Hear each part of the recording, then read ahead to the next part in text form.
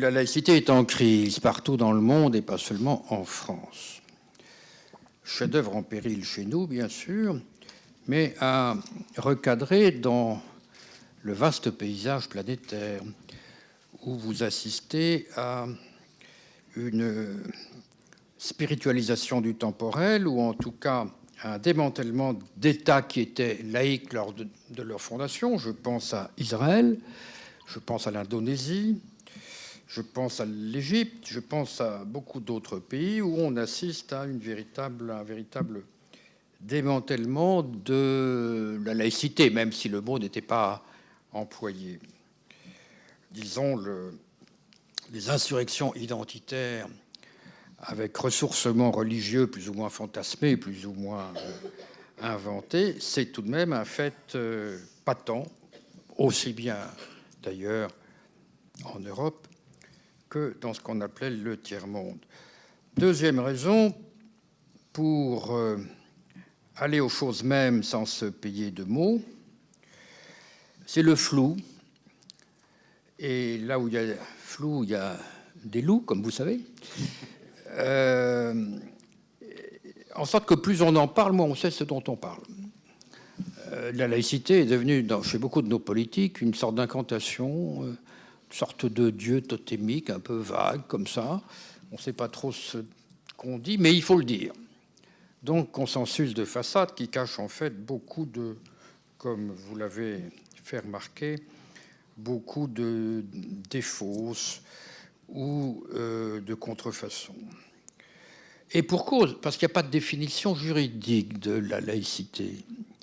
Vous l'avez très bien dit, le mot de laïcité n'est pas employé dans ce qui est la loi mère de la laïcité, qui est la séparation. Mais le mot de religion non plus, d'ailleurs.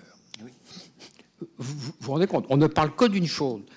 Laïcité et religion, en invoquant la loi de séparation, vous lisez la loi de séparation, vous n'avez aucun de ces deux mots. Tout de même. Bizarre.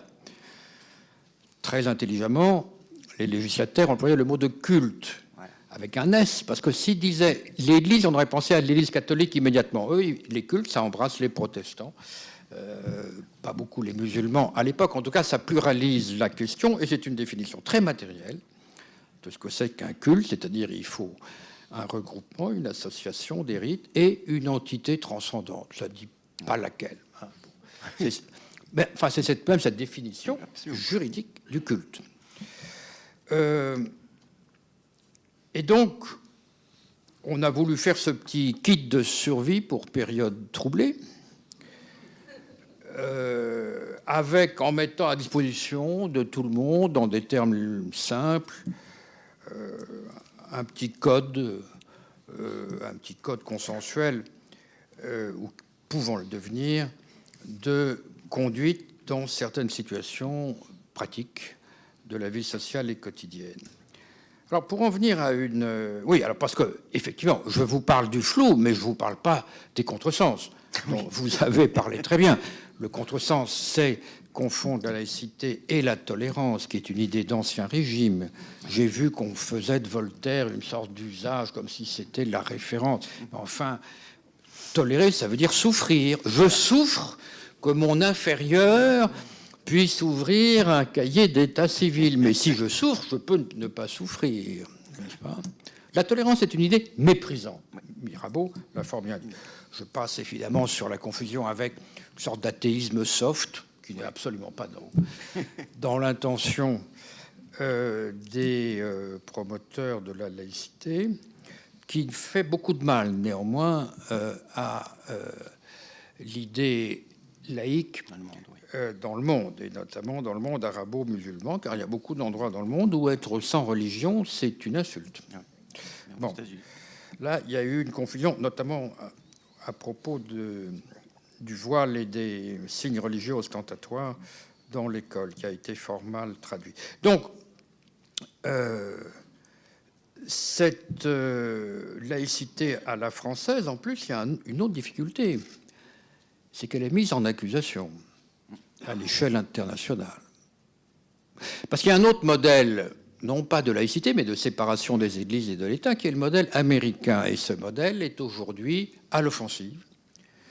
Il est sans doute beaucoup plus facile à comprendre puisqu'il s'accorde avec l'individualisme de masse. Et la France est régulièrement taxée dans les rapports anglo-saxons et aussi dans ceux des Nations Unies. Sur la liberté religieuse, par exemple, la France est taxée de liberticide, de dirigiste, de répressive, et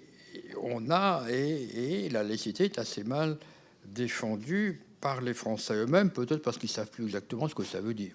Bon. Donc, besoin de revenir, je dirais, à une définition minimale, mais pragmatique. Et je reviendrai, puisque vous avez fort bien parlé de la loi de 1946, à une définition qui me semble très bonne, que je vais vous lire, que j'ai noté quelque part, qui est dans les débats préalables dans l'Assemblée nationale constituante de 1946, d'André Philippe. Ah oui. Qu'est-ce qu'il dit ? Le cadre laïque se donne les moyens de faire coexister sur un même territoire des individus qui ne partagent pas les mêmes convictions, au lieu de les juxtaposer en une mosaïque de communautés fermées sur elles-mêmes et mutuellement exclusives. Je trouve que cette phrase, prononcée en 1946, vous pouvez la reprendre aujourd'hui, je pense, elle est d'une extrême laïcité. Et je précise tout de suite, le mot le plus important, c'est cadre. Car la laïcité, vous l'avez dit, cher ami, n'est pas un tableau, c'est un cadre. Vous pouvez mettre dans le cadre ce que vous voulez. La laïcité n'est pas une religion, la laïcité n'est pas une doctrine, la laïcité n'est pas une vérité d'État. La laïcité, je dirais, c'est un modus operandi, si vous voulez, qui est destiné à maintenir la paix civile. La laïcité, c'est le moyen de la concorde civile. C'est-à-dire que on a qu'est-ce qu'il y a de plus dur dans la vie collective, c'est de créer quelque chose de commun entre des gens qui n'ont pas grand-chose en commun. C'est faire d'un tas un tout. Vous avez un tas d'associations, de gens qui ne rêvent que d'une chose, c'est de se marcher sur les pieds ou de s'étrangler parfois. La laïcité, telle que nous l'entendons chez nous, c'est une façon d'organiser non pas la tolérance, mais l'égalité de tous en droit. Et c'est vrai que, en ce sens, la laïcité découle de la Déclaration des droits de l'homme, c'est-à-dire de l'égalité en droit de tous les êtres humains. La laïcité développant, si j'ose dire, cette prémisse philosophique. Alors, dans les confusions, parce qu'il faut tout de même faire place nette, les États-Unis, qui sont en train d'imposer leur vision de la séparation, ils ont eu, avec le premier amendement, voté en 89, je crois, 1789, appliqué en 92, ils ont eu aussi une sorte de séparation des églises et de l'État sous un autre mot. Mais c'est l'inverse de la nôtre. Nous avons fait la loi de séparation pour défendre l'État contre l'emprise religieuse. Les Américains ont fait une loi de séparation pour défendre les églises contre l'emprise de l'État. C'est absolument l'inverse. Et donc, nous avons une loi qui, dans, je dirais, la tradition protestante, qui est une tradition beaucoup plus pluraliste et individualiste que la nôtre, où le mot de secte n'est pas un gros mot, chacun peut faire sa secte. Cette loi dit qu'il n'y aura pas aux États-Unis d'église établie comme en Angleterre. Les épiscopaliens n'étaient pas contents, mais la majorité du peuple de la population était contente. Et nous avons aujourd'hui, on peut dire aux États-Unis, une foi, plusieurs confessions. Et cette foi, elle a beau ne pas être, elle a beau, malgré la Constitution, être apparemment marginalisés, les États-Unis sont une théocratie. Je m'excuse d'employer le mot un peu fort. Je précise. Alors, je ne vais pas vous rappeler que les sessions du Congrès commencent par une prière.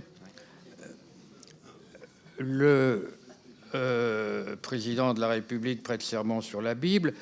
Quand il est libéral, la Bible est fermée, c'est important. In God we trust. La définition des États-Unis, elle est simple. Elle est One nation under God. Une nation sous Dieu. D'un point de vue philosophique, moi, je trouve ça très fort. Je ne dis pas que c'est ma conception, mais je constate qu'il faut toujours une verticalité, une transcendance pour constituer en ensemble, constituer en tout, je dirais, plus ou moins homogène, un ensemble un peu flou. Mais sur le dollar, je m'excuse, il y a l'être suprême. Hein. Bon, c'est comme ça.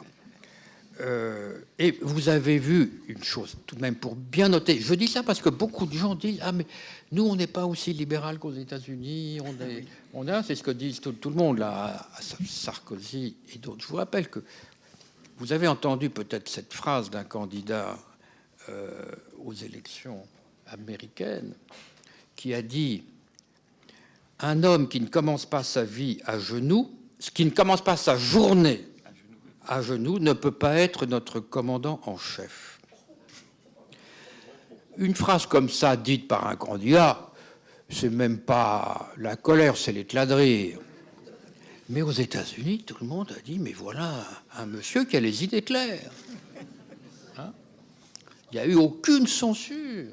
Au contraire, il a dit ce que les gens pensaient tout haut. Ça, c'est, disons, le modèle américain qui, malheureusement, a beaucoup de moyens, notamment matériels, via les évangéliques, notamment abondamment financés, qui se répand en Afrique, en Amérique latine et même en Chine. Et puis, il y a un modèle dont on parle souvent en France, qui est aberrant, qui est le contraire du nôtre, c'est le modèle turc. On dit toujours, on parle de la Turquie comme d'un pays qui ressemblerait sous cet égard à la France. Mais c'est incroyable. En Turquie, l'Église est étatisée. C'est-à-dire que c'est l'État qui donne sa loi à l'Église. Si vous voulez, c'est un césaropapisme, hein, comme dans le monde byzantin, mais c'est le César qui est pape. C'est-à-dire c'était Kemal Atatürk. Maintenant, c'est monsieur Erdogan. Et vous avez à Ankara un ministère qui rédige les sermons, les homélies du vendredi et qui les distribue dans toutes les mosquées de Turquie, et c'est la même. C'est la caporalisation de la foi. C'est la militarisation de la foi, d'où vous voyez le rôle que l'armée turque a toujours joué dans cette laïcité qui est vraiment l'inverse de la nôtre, qui est une sorte de tradition napoléonienne hypertrophiée, quoi. Voilà. Alors, le modèle français, je crois qu'il est original. Alors, est-ce qu'il est premier? Ça, c'est une question que j'aimerais poser à M. Scott, parce qu'on n'est pas le premier, même si le mot de laïque est venu tardivement. D'ailleurs, je vous rappelle que le terme de laïcité, la façon dont on a substantivé le simple adjectif, elle est très tardive. Hein. Absolument. Avant 1871, on ne connaît pas le mot de laïcité. Et c'est seulement en 1984 que le terme de laïcité apparaît dans la législation ordinaire, notamment pour l'enseignement agricole. Mais je reviens à l'originalité française. Est-elle la première? Non.